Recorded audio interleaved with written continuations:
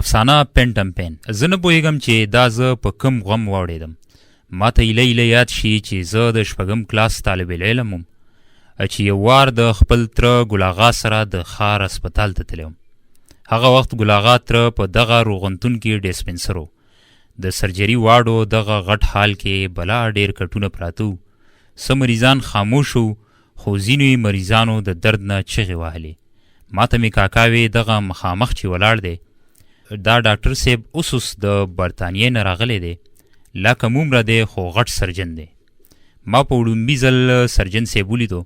هغه شین لنډ شان کمیس او شین پرتوګي اچولی و، یو ماسک یې هم غاړې ته و. دغه ورځ شوه او دا چې زما د ژوند ارمان هم دغه و چې زه دې هم سرجن جوړ شم، سره د دې چې ما ته بلا موده پس خبر شوی و چې سرجري خو بلا ګران کار دی، غټ زړه غواړي، په چاړه د سړي خېټه خلاصول څه ګپ خو نه دی. ولې نه پوهېږم چې د لونګې نیا دعا وه که زما ارمان چې اخر ما ته هم په میډیکل کالج کې داخله میلاو شوه. ما ته هغه ورځ هم یاده ده چې د اناټمي په کلاس کې چې مې په اول ځل یو مړی داسې سیري ویري ولیدو او پروفیسر راته د هغه په هډوکو کې مسلس ښودل شروع کړل، نو زه بېهوشه شوم او بیا به دغې ورځې نه پس زه چېرته ډایسیکشن هال ته نه وم تللی، خو کله کله به د غیر حاضرۍ د ویرې لاړم او شاته به ولاړم. وختونه تېرېدل، وخت سره سره رو رو زما نه دغه کمزورۍ ووتله او سره د دې چې ما د سرجن جوړېدو اراده اوس ترک کړې وه او دا مې ویلي وو چې زه به چېرته سکین ډاکټر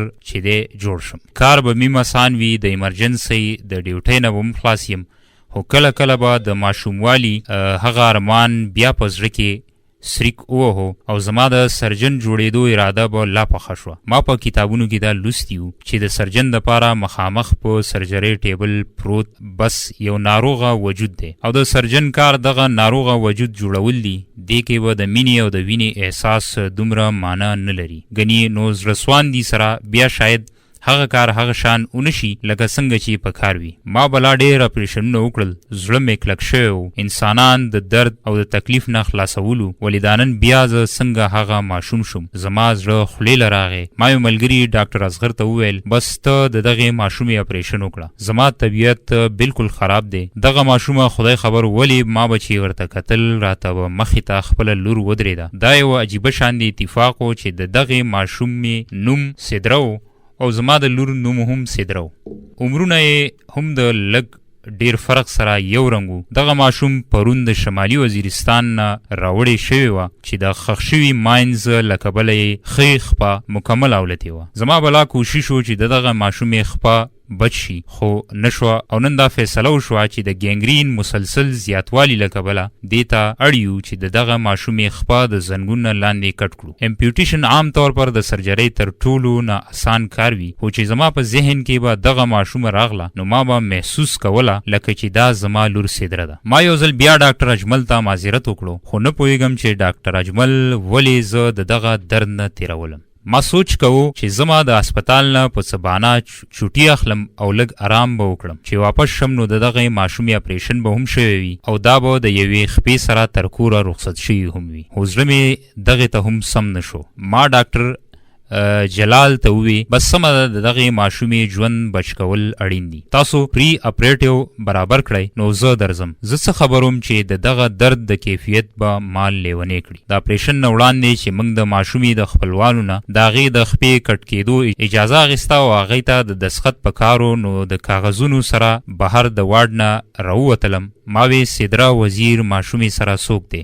یو اوما خوله هلک چې ایله بیله د 14 کالو مخې ته شو. وی ډاکټر صاحب زه یم. ما وی بچیا ته خبر یې ستا خور سخته جوبل ده، موږ اپریشن کوو. دغه اپریشن کې کیدای شي د هغې د ژوند بچ کولو دپاره د هغې خپه پرې کړو. ماشوم نه لکه چې ساه وتې وه، هغه خپل پکول له سر نه لرې کړو او پورته کتل یې شروع کړل. شونډې کلکې کړې لکه چې یوه تیره کریکه وهل غواړي او ډېر ضبط باوجود هم د سترګو نه رڼې رڼې اوښکې روانې شوې. بې په غرینولو غږ وی ډاکټر صاحب که زما پلار سره خبرې وکړې نو ښه به وي. زما ساه لږه په وار شوه. ما وی زه ښه ده پلار به حوصلې والوي. خو زما د حیرت انتها هغه وخت نوره هم زیاته شوه چې اوښکې پاکې کړي، چې هغه اوښکې پاکې کړي او ما ته یې وویل چې پلار مې په سعودي عرب کې دی، که ته ورسره په فون خبرې وکړي. ما وی ښه سمه ده، ته ما ته نمبر راکړه او هغه زر د پلار نمبر میلاو کړو. ما وی زه ډاکټر عزیز خبرې کوم، ستا لور د ښخ شوي ماین په حادثې کې جوبل ده، د هغې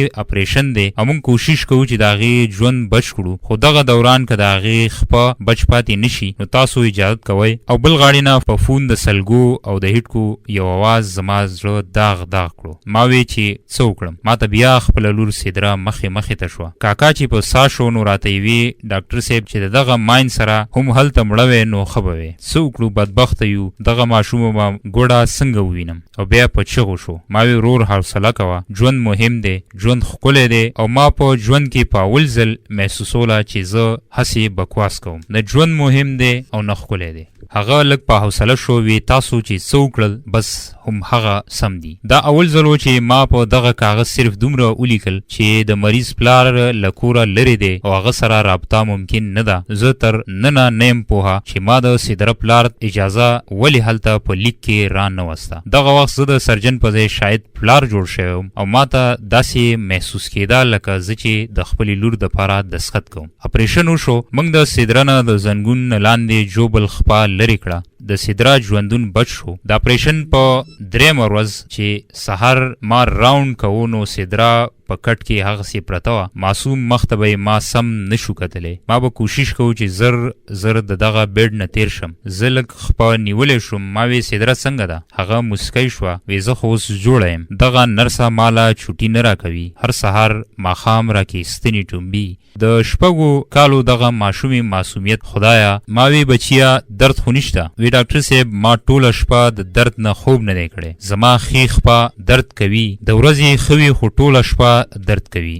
ما وی عجیبه ده، د دغې ماشومې ښې خپه خو موږ د زنګون نه ښکته لرې کړې ده، نو دا درد څنګه؟ ما وی بچیه کومه خپه؟ وی ښې خپه. هغه تا چې رانه پرې کړې ده هغه اوس هم درد کوي. ما وی چې زه به د درد نه لیونی شم. ما وی هو دا پینټم پین دی، ښه به شي. هغې بیا په معصومیت تپوس وکړو. ډاکټر صاحب زما خپه خو نشته نو درد ولې کوي؟ زما نه خو دا ګوډۍ ښه ده. هغې د ټیبل نه د ګوډۍ غېږې ته کړه. ګوره دواړه خپې جوړې دي. امور ابۍ وایي ګوډۍ کې سا نه وي نو دې ته درد هم نه کېږي. ډاکټر کاکا چې ما کې هم سا نه وی نو زما پرې شوې خپه به درد نه کوو. زما سره څه جواب نو.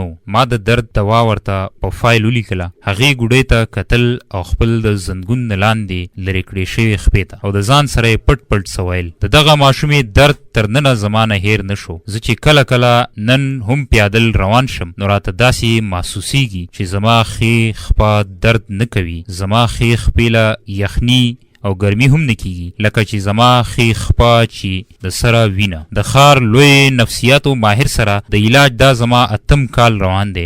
هغه ماته وی چې ډاکټر صاحب پینټم پین منم چې شته، خو ستا مسله دا ده چې ته داسې محسوسوي چې ستا هډو د سره خپه نشته. داسې ناروغي زموږ په کتابونو کې هډو شته دی هم نه. ما وی ډاکټر صاحب ولیکه زما دا ناروغي ده. هغه د خپل سر په دواړو لاسو کې کلک ونیو او زه سره د دواړو جوړو خپو په ګوډه خپه د هغه د کلینیک نه بهر راووتم.